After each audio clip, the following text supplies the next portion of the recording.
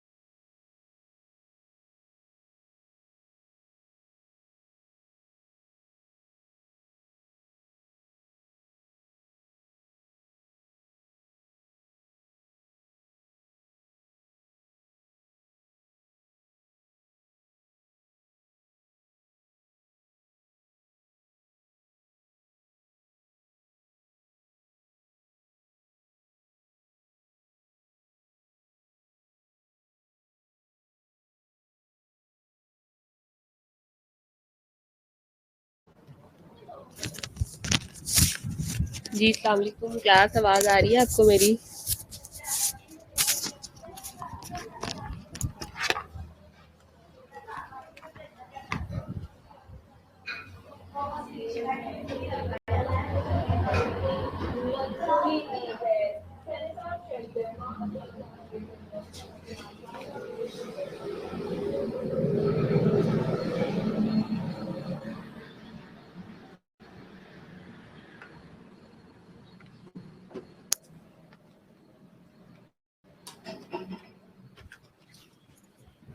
जी अस्सलाम वालेकुम मेमुना, आवाज़ आ रही है बेटा आपको मेरी?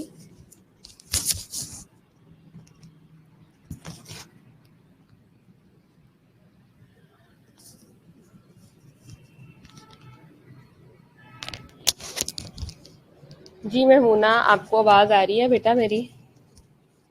सबको आवाज़ आ रही है क्लियरली? आवाज़ आ रही है सबको मेरी Maimuna? Only 5 students are present, बाकी के स्टूडेंट्स किधर हैं भाई? Please come online students. आप लोगों का पेपर CHN का मैंने बना दिया हुआ है, ठीक है, क्योंकि आपका एक्सपेक्टेड था, लेकिन ड्यू टू नोटिफिकेशन, जैसे कि आप लोगों को पता है कि जो है वो आपके एग्ज़ाम जो है वो पोस्टपोन हो गए हैं। फौजिया मैं आपको बेटा कॉल भी करती रही, but you did not attend my call, ठीक है। मैंने आपको काफ़ी दफ़ा कॉल की और आपने इवन ये भी नहीं मुनासिब समझा कि मैं दोबारा कॉल करके पूछ लूँ कि कोई इश्यू तो नहीं था मैडम, ठीक है। इसके अलावा मैंने फ़रहीन को भी कॉल की, but she also did not answer my phone. तो this is not ethically good, आपको एटलीस्ट दोबारा पूछना चाहिए था। Actually I want to discuss about your syllabus schedule, ठीक है। but fortunately I have prepared your paper already of community health nursing, so you have to prepare yourself, ठीक है, by hook and by crook, ठीक है, तो वो आप लोगों को रेडी रहना पड़ेगा, ठीक है। जितना मैंने पढ़ाया है आप लोगों को ऑलमोस्ट उसी में से ही आपका सारा कुछ आना है, ठीक है। मेरी जो कही गई क्लास में कही गई बात है, ठीक है, कोई बात नहीं Fauzia, it's okay, I didn't mind but I can't expect this thing from you even. Farheen तो अक्सर होता है ना कि वो कॉल मिस मेरी करती है, but I can't expect this thing from you specially. So मैंने आपसे ये कह रही थी कि मतलब एटलीस्ट मैंने आप लोगों को जो भी पढ़ाया है क्लास में, जो भी मेरे मुंह से वर्ड निकला है, जो कुछ भी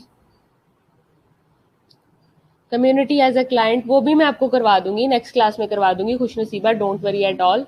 basically this is very important topic जिसमें आपकी सारी की सारी डेफिनेशंस आ जाती हैं एपिडेमियोलॉजी की, और एपिडेमियोलॉजिकल सर्विलेंस आ जाती है। क्योंकि जब मैंने आप लोगों के टेस्ट चेक किए थे तो मैंने जो आपका वीक एरिया देखा था, मोस्ट प्रोबेबली वो मैंने एपिडेमियोलॉजिकल डिज़ाइंस देखे थे, ठीक है, जो आप जहाँ जिन पे आपको एक कमांड होने की ज़रूरत है, कमांड रखने की ज़रूरत है। और so for concern about epidemiology, you people know that epidemiology is an independent subject of your curriculum or of your क्या कहते हैं syllabus. So this is important, that's why I will do lecture, revision lecture, community as a client in next class inshallah, don't worry खुशनसीबा, ठीक है। तो objectives में सबसे पहले हम लोग डिस्कस कर लेते हैं। कहता है in the end of this presentation we will be able to define the terms prevention, control, impairment, disability, handicap and rehabilitation, ठीक है। इसमें आपकी प्रिवेंशन है, कंट्रोल है, इम्पेयरमेंट है, डिसेबिलिटी है, हैंडीकैपनेस है, रिहैबिलिटेशन है। ये वो सारी की सारी टर्मिनोलॉजीज हैं जो कि इम्पॉर्टेंट है, जिस पे आप लोगों ने बात करनी है। Then discuss the concept of prevention and control, discuss disease elimination, disease eradication, monitoring and surveillance, enlist the objective of the surveillance, evaluate the disease control, ठीक है। ये वो सारी की सारी चीज़ें हैं जो कि आप लोगों ने ये वो टर्मिनोलॉजीज हैं जो कि सारी की सारी आप लोगों को आनी चाहिए। Then we will discuss about prevention. The goals of the medicines are to promote health, to preserve health, to restore health when it is impaired, and to minimize suffering and distress, ठीक है। मतलब when we what are the purpose, ठीक है, or you can say what is the purposes of the to study the medicine, ठीक है। मतलब medicine हम क्यों पढ़ते हैं, कम्युनिटी हेल्थ हम क्यों पढ़ते हैं, तो कहता है जो इसका ओवरऑल गोल होता है उसमें मैंने आपको पहले ही बताया था कि आप क्या करते हो, दो पीस तो मस्ट यूज करते हो, आप प्रमोट करते हो हेल्थ को, प्रिजर्व करते हो हेल्थ को, और रीच करते हो आप हेल्थ को when it is impaired, and to minimise the suffering and distress, ठीक है।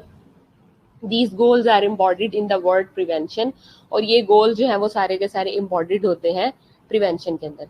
देन आ जाता है आपके पास prevention definition and concepts.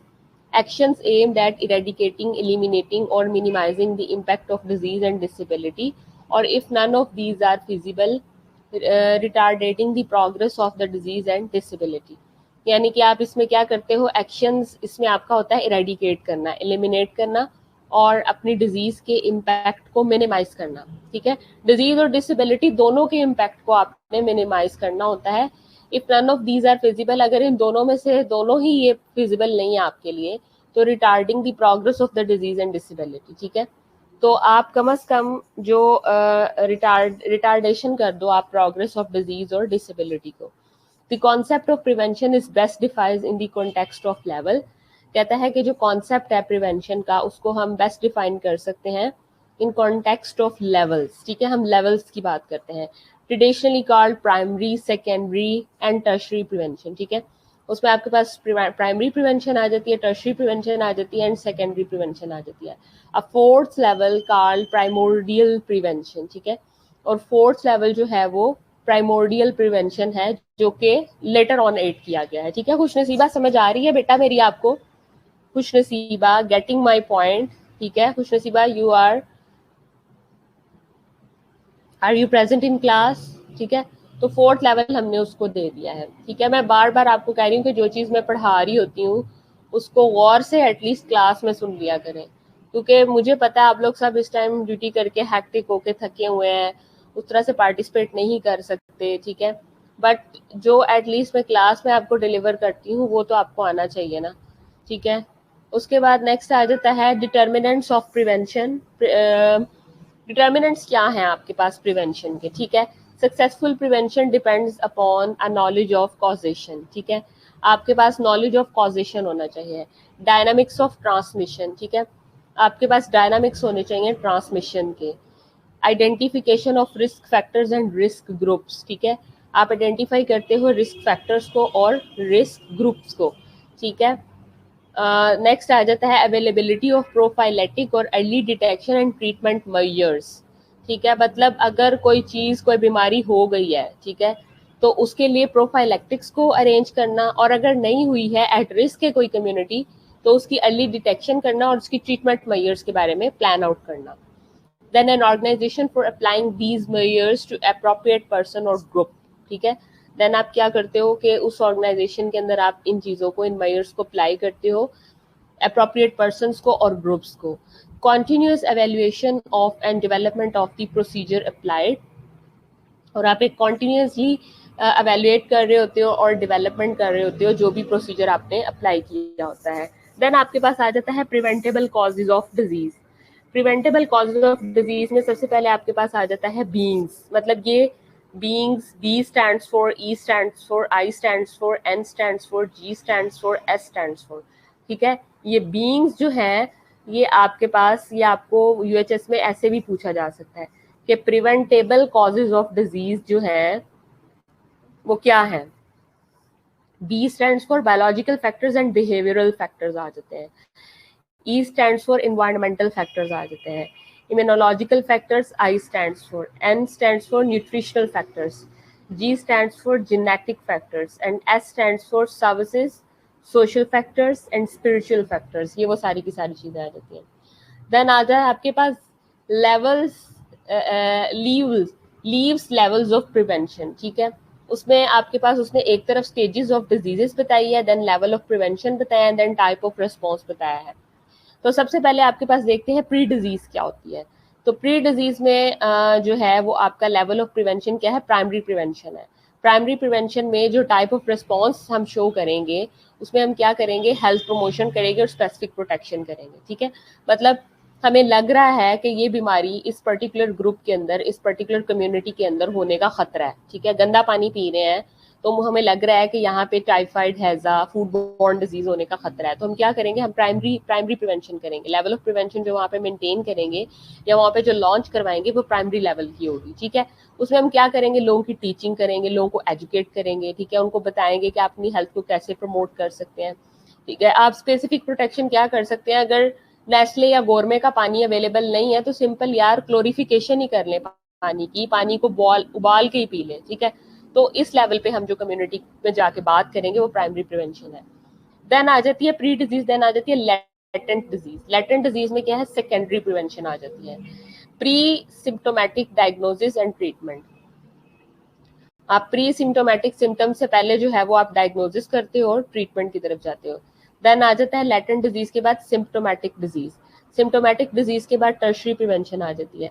Disability limitation for early symptomatic disease, rehabilitation for late symptomatic disease, ये सारी की सारी चीजें आ जाती हैं। लेवल्स ऑफ प्रिवेंशन में आपके पास प्राइमोर्डियल प्रिवेंशन आ जाती है, प्राइमरी प्रिवेंशन आ जाती है, सेकेंडरी प्रिवेंशन आ जाती है और टर्शरी प्रिवेंशन आ जाती है, ठीक है।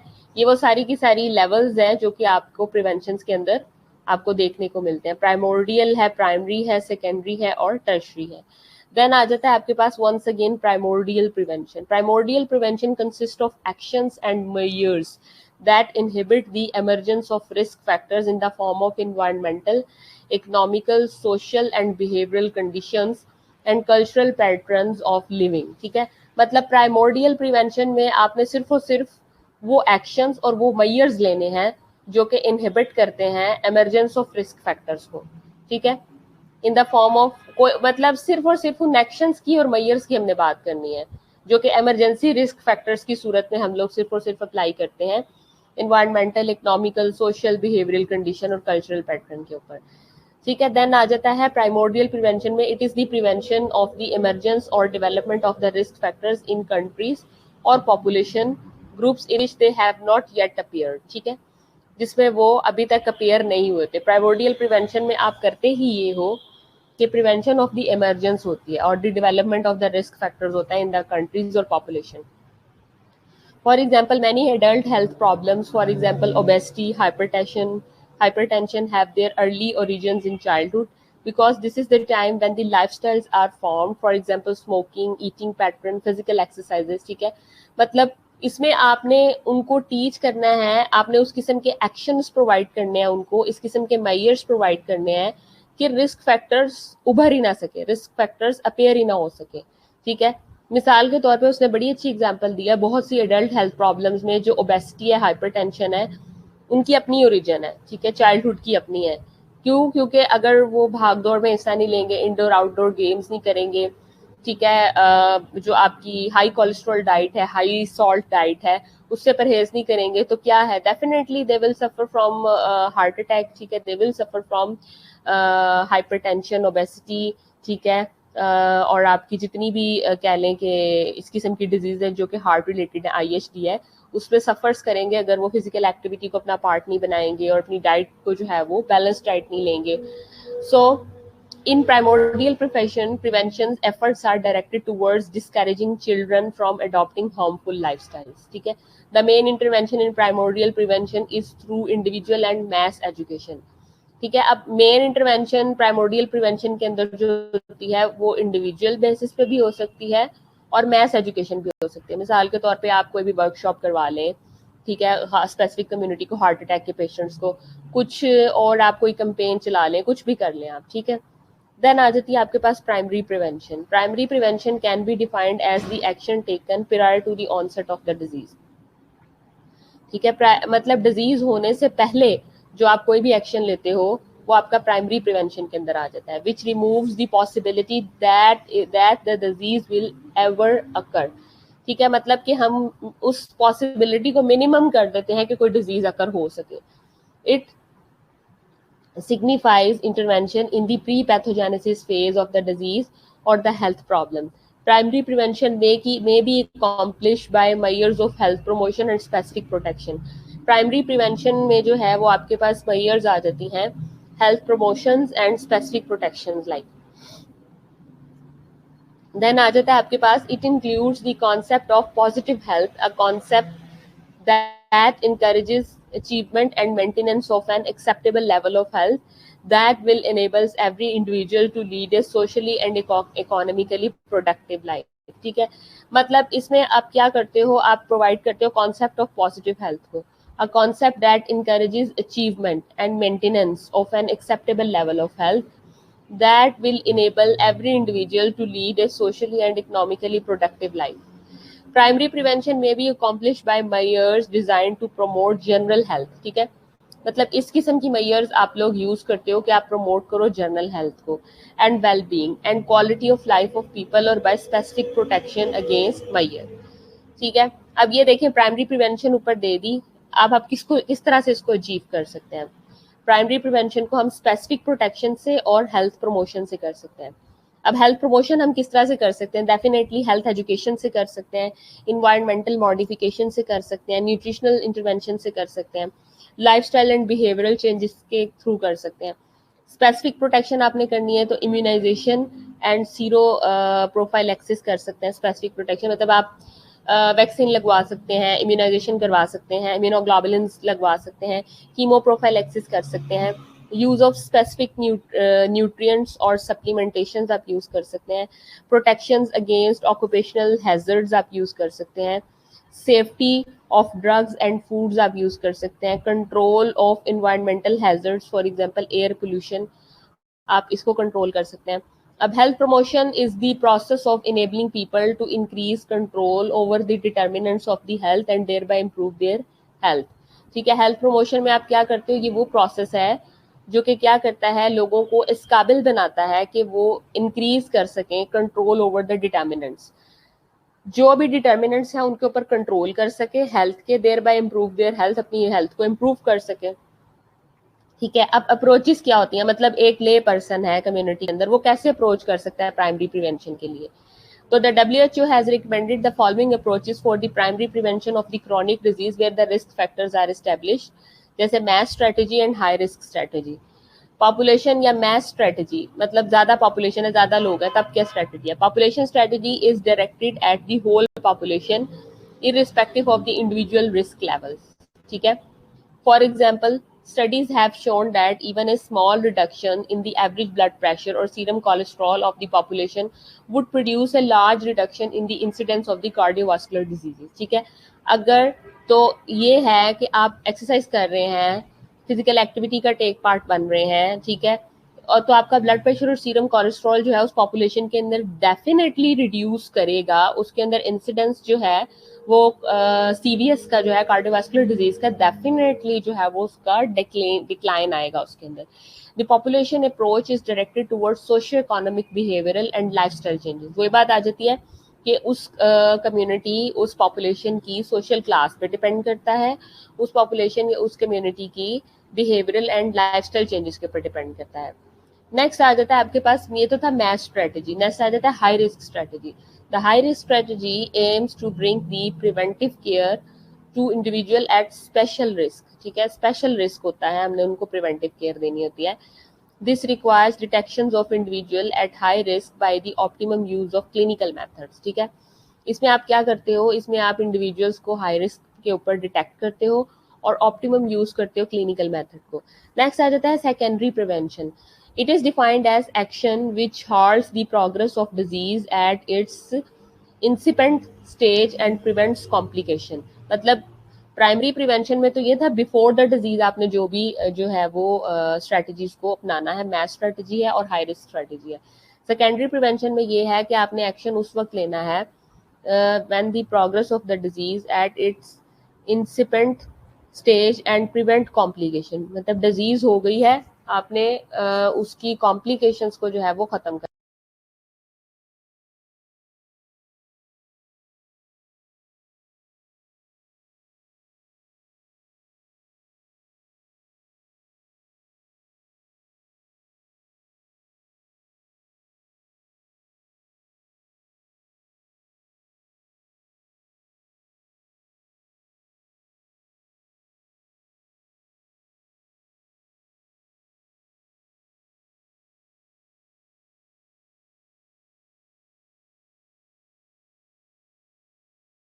पहले अच्छा, नेक्स्ट आ जाता है secondary prevention attempts to the specific interventions are early diagnosis. Specific intervention में आपके पास अर्ली डायग्नोसिस आ जाता है, for example screening test and case finding programmes and adequate treatment. Secondary prevention attempts to arrest the disease process, मतलब disease has been started but you have to arrest the disease process, restore health by seeking out unrecognized disease and treating it before irreversible pathological changes takes place. Once the stage comes, ठीक है, that it will lead to irreversible pathological changes, you have to stop the disease process, ठीक है, at that particular point and reverse communicability of the infectious diseases. It thus protects others from from in the community from acquiring the infection and thus provide it at once secondary prevention for the infected ones and primary prevention for their potential contacts. Next आ जाता है आपके पास secondary prevention attempts to arrest the disease process, restore health by seeking out unrecognized disease and treating it before irreversible pathological changes takes place and reserve communicability of the infectious disease. It thus protects others from in the community from acquiring the infection and thus provide at once secondary prevention for the infected ones and primary prevention for their potential contacts. यानी primary prevention से भी आपने protect करना है और secondary prevention से भी करना है। अच्छा, उसमें जो उसने चीज बताई है वो अर्ली डायग्नोसिस एंड ट्रीटमेंट आपको बताया है। तो WHO expert committee in 1973 defined early detection of the health disorder as the detection of the disturbances of the homeostatic and compensatory mechanism. यानी बेसिकली आप early detection of the health disorder का मतलब ये होता है कि आप उन सारी की सारी डिस्टर्बेंसेस को जो कि होम्योस्टेटिकली या कंपनसेटरी मैकेनिज्म के अंदर जो चल रही होती हैं, while biomedical morphological and functional changes are still reversible, ठीक है, आप उनको डिटेक्ट कर लेते हो। ये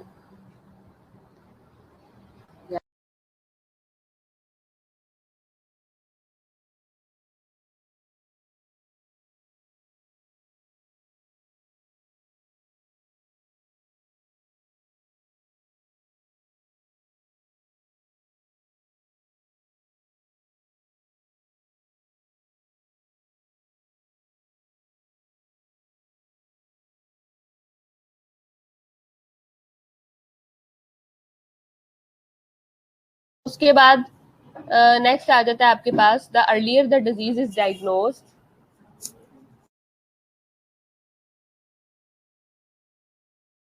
the earlier the disease is diagnosed and treated the better it for the prognosis of the case and in the prevention of the occurrence of the other secondary cases, ठीक है।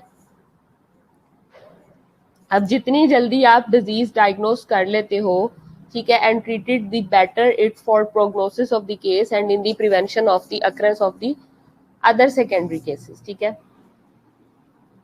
Tertiary prevention, it is used when the disease process has advanced beyond its early stage. अच्छा, secondary prevention में खुशनसीबा, are you in the class or listening my lecture or not? Aisha, are you listening my lecture? Fauzia, अच्छा, मैं ये आपको ये बताना चाहती, sorry to से इंटरप्ट हुआ, कि प्राइम जो आपकी सेकेंडरी प्रिवेंशन है उसमें WHO के जो एक्सपर्ट्स हैं उन्होंने ये कहा है कि once you detect there is the disturbances of the homeostatic and compensatory mechanisms of your body while biomedical, morphological and functional changes are still reversible, ठीक है, then it is your secondary prevention, ठीक है। मतलब आपने इस level पे disease को सेकेंडरीली prevent करना है। यानी कॉम्पनसेटरी मैकेनिज्म ये होता है कि आपकी बॉडी के अंदर आपका एक होम्योस्टेटिक मैकेनिज्म है। होम्योस्टेटिक कहते हैं बैलेंस को, आपके हार्मोन्स, आपका ब्लड प्रेशर, ठीक है, आपके एंजाइम्स, वो बॉडी के अंदर जो है वो होम्योस्टेटिकली मुतवाजन तरीके से सर्कुलेट कर रहे हैं बॉडी के अंदर। तो WHO एक्सपर्ट कमेटी ये कहती है कि मॉर्फोलॉजिकल चेंजेस यानी बॉडी की शक्ल चेंज ना हो, उसके फंक्शनल चेंजेस चेंज ना हो, लेकिन होम्योस्टेटिकली डिस्टर्बेंस आ जाए और कंपनसेटरी मैकेनिज्म शुरू हो जाए। यानी कि बॉडी के अंदर जब किसी जगह पे कुदरत की तरफ से कोई लॉस होना शुरू हो जाता है ना, तो बॉडी उसके अगेंस्ट कुछ कंपनसेट करना शुरू कर देती है, कुछ कंपनसेटरी मैकेनिज्म बनाना शुरू कर देती है। तो WHO एक्सपर्ट कमेटी कहती है कि इस किस्म के कंपनसेटरी मैकेनिज्म जो है वो स्टार्ट होना शुरू हो जाएंगे, लेकिन बजाहिर जो आपको बायोमेडिकल मॉर्फोलॉजिकल चेंजेस हैं वो स्टिल रिवर्सिबल रहेंगी। तो you have to control this disease on this point, otherwise you will lead to a tertiary prevention, otherwise आपको टर्शरी प्रिवेंशन की तरफ जाना पड़ेगा, ठीक है। अब समझ आइए खुशनसीबा मेरी बात आपको, ठीक है। अच्छा, now we will talk about tertiary prevention, यानी पानी सर से गुजर चुका है, ठीक है। It is used when the disease process had advanced beyond its early stage, ठीक है, अर्ली स्टेज से गुजर गया। It is defined as all the measures available to reduce और लिमिट, ठीक है, और सारी की सारी मेजर्स जो भी अवेलेबल हैं, ठीक है, टू रिड्यूस और limit the impairment in disabilities. यार गलती हो गई, बीमारी हो गई, नहीं डिटेक्ट कर सके, ना प्राइमोर्डियल लेवल पे कर सके, ना प्राइमरी लेवल पे कर सके, ना सेकेंडरी लेवल पे कर सके, टर्शरी लेवल पे जाके हमसे बीमारी पिक हुई। अब क्या करें, अब तो सब कुछ लुट चुका, ठीक है। सो यू शुड फोकस कि अब हमने अपने पेशेंट को इम्पेयरमेंट या डिसेबिलिटी की तरफ नहीं जाने देना। So this is called tertiary prevention. In tertiary prevention, you have to promote the patient adjustment to immediate condition. Intervention that should be accomplished in the stage of the tertiary prevention are disability limitation. Main चीज आपने क्या करना है, disability limitation से बचाना है और rehabilitation करना है, ठीक है।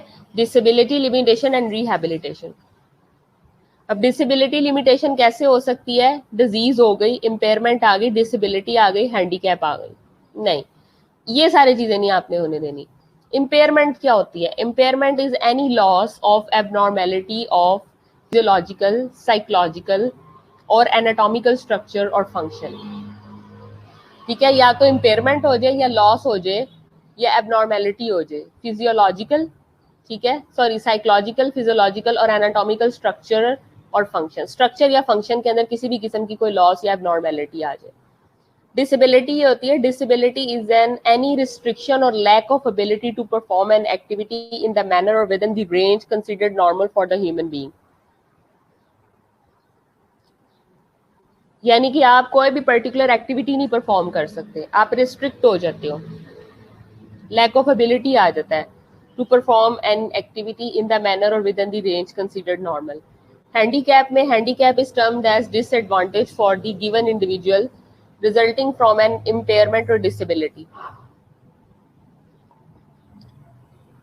हैंडीकैप में आप क्या करते हो, आप डिसएडवांटेज आप ले लेते हो इसका, for a given individual resulting from an impairment or disability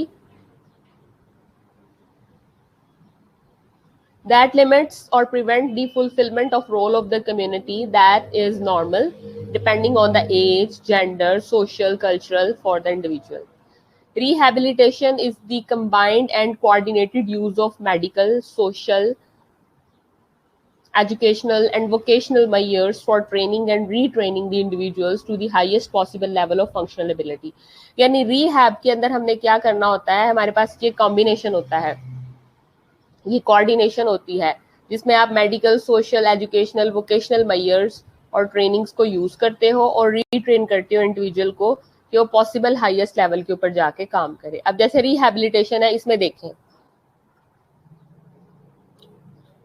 rehabilitation में साइकोलॉजिकल रिहैबिलिटेशन भी है, सोशल रिहैबिलिटेशन भी है, वोकेशनल रिहैबिलिटेशन भी है और मेडिकल रिहैबिलिटेशन भी है। अब स्ट्रेटजी फॉर प्रिवेंशन क्या होती है, एक तरफ है असेसमेंट, दूसरी तरफ है इंटरवेंशन। असेसमेंट में आप क्या करते हो, आइडेंटिफाई पॉपुलेशन एट रिस्क या डिजीज, ठीक है, असेस एक्सपोजर, उसका एक्सपोजर देखते हो और कंडक्ट रिसर्च ऑन मैकेनिज्म।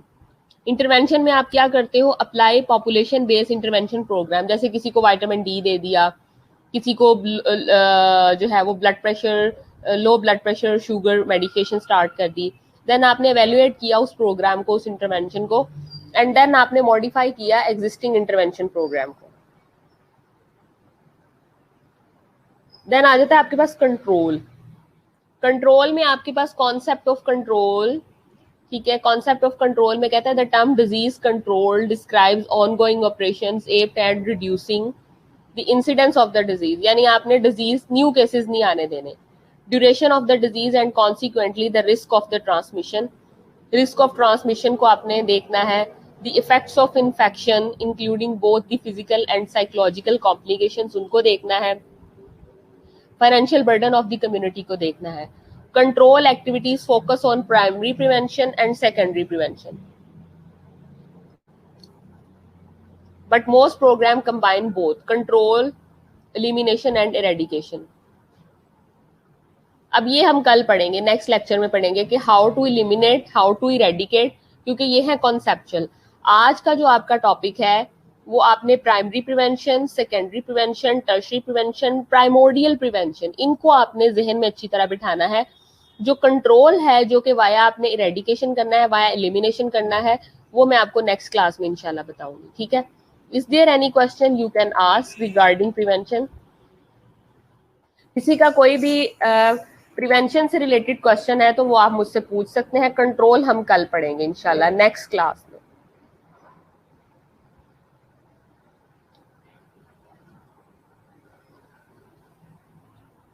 बहुत बुरी बात है समीना, खुशनसीबा, फौजिया, आयशा, ठीक है, शमीम अभी आई है। शमीम कहाँ थी बेटा, बहुत बुरी बात है, you just join the lecture right now, this is not the way, I will not mark your attendance.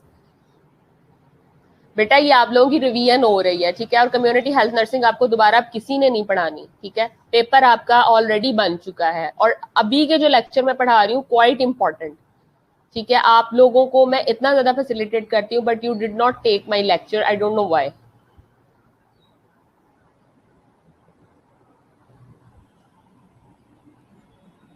नहीं नहीं नहीं नहीं, साइमा नौरीन आप अभी आई हैं और आके क्वेश्चन कर रही हैं, वेरी बैड।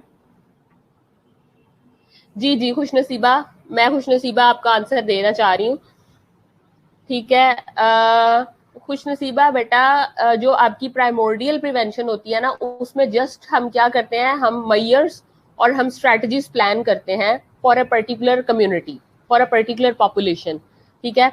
मिसाल के तौर पे मुझे ये लगता है कि जो मेरे नज़दीक पॉपुलेशन है या जो मेरे नज़दीक कम्युनिटी है वो सिगरेट स्मोकिंग, वहाँ पे सिगरेट स्मोकर बहुत ज़्यादा है, या वहाँ पे ऐसे लोग बहुत ज़्यादा हैं जो कि बहुत ज़्यादा हाई कोलेस्ट्रॉल डाइट लेते हैं, ठीक है, बीफ का इस्तेमाल बहुत करते हैं, ओवरऑल प्रोटीन का इस्तेमाल बहुत ज़्यादा करते हैं, ठीक है।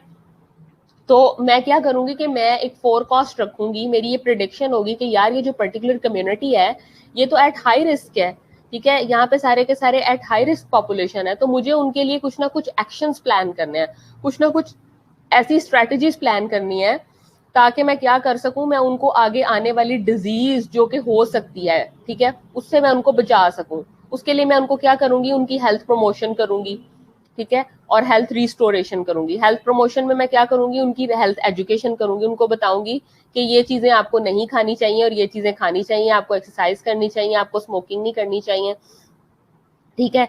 तो ये वो चीजें होंगी जो कि मैं उनको समझाऊंगी, तो ये आपकी आ जाती हैं किसके अंदर, प्राइमोर्डियल प्रिवेंशन के अंदर आ जाती है, ठीक है। मैं दोबारा आपको पीछे प्राइमोर्डियल की तरफ लेके भी जा रही हूँ। नहीं नहीं, इंटरवेंशन नहीं करना होता, सिर्फ हमने प्लान करनी होती है आयशा, हम सिर्फ और सिर्फ प्राइमोर्डियल के अंदर जस्ट प्लान करते हैं, ठीक है। ये देखें, okay okay Shamim, don't worry, I will take your attendance. Primordial prevention consist of actions, Khush Naseeba are you seeing on the slide कि it consist of only of actions and measures, ठीक है, हमने सिर्फ वो एक्शंस लेने हैं, वो मेजर्स लेनी है that inhibit the emergence of risk factors in the form of environmental, economical, social and behavioral condition and cultural pattern of the living, ठीक है, कि आपने सिर्फ और सिर्फ उन रिस्क फैक्टर्स को क्या करना है जो कि इमरजेंसी है, इमरजेंस है, जो कि हो सकते हैं, इनहिबिट करना है। वो in the form of environmental factor भी हो सकता है, मिसाल के तौर पर पास आबादी के या पास कम्युनिटी के पास कोई भी कोल चिमनी लगी हुई है, धुआं लगातार आ रहा है कम्युनिटी में, बच्चे भी हैं, हामला खवातीन भी हैं, ठीक है। तो मैं you are working Khush Naseeba as a community health nurse, तो आप उनको एजुकेट करोगी, आप उस लेवल पे जाके बात करोगी, भाई या तो अपनी इंडस्ट्री साइड पे करें, या आप क्या करोगे कि आप उन लोगों को हेल्थ एजुकेशन करोगे कि भाई आप थोड़ा सा लेफ्ट राइट हो जाएं, या आप इस किस्म की अपने अंदर स्ट्रेटजीज अपनाएं, या अपने लिए उस किस्म की कह लें कि प्रिवेंशन यूज करें कि इन चिमनीज का धुआं अब तक ना पहुंच सके।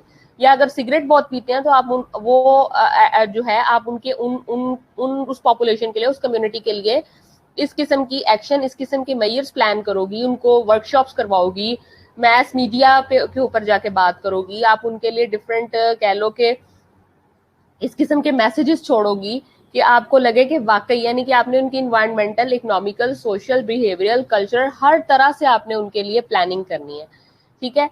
इसमें आपने कहता है it is the prevention of the emergence और development of risk factors in the country और population in which they have not yet appeared, अभी अपीयर्ड नहीं हुई वहां पे डिजीज, लेकिन खुश नसीबा को लग रहा है कि पास चिमनी है, पास कोल का धुआं है, पास छोटे छोटे बच्चे हैं, पास प्रेग्नेंट लेडीज है, हो सकता है। So I have to plan ma'am, I want to plan ma'am कि इस तरह ना हो, ठीक है। मतलब आपको लग रहा है कि ये चीजें वहां पे अपीयर हो सकती हैं, तो आप इस लेवल पे जाके जो भी प्लानिंग करती हो, जो भी मेजर्स लेती हो, ठीक है, बिफोर द डिजीज, वो प्राइमोर्डियल पे आ जाती है, ठीक है। खुश नसीबा आप कुछ समझ आया, और आयशा समझ आया बेटा आपको? Effort are directed towards discouraging children from adopting harmful lifestyle, बच्चों को कहा, छोटे छोटे बच्चे 8 9 7 साल के, ठीक है, वो क्या कर रहे हैं, वो सिगरेट पी रहे हैं, रोकें उनको। Main intervention in primordial prevention is through individual and mess education, individual base पे भी हो सकती है, मैस एजुकेशन भी बेस पे भी हो सकती है।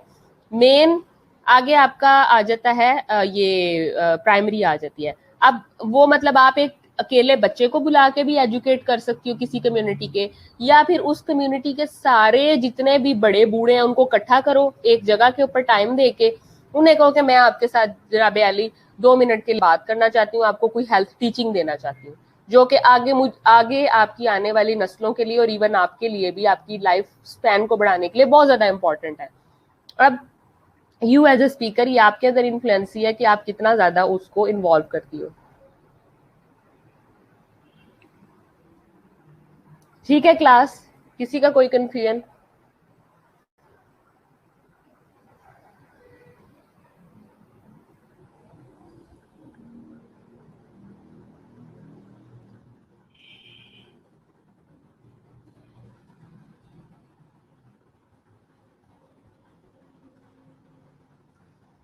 जी खुश नसीबा, आयशा बेटा, किसी का कोई प्रॉब्लम समझ आ रही है मेरी बात या नहीं?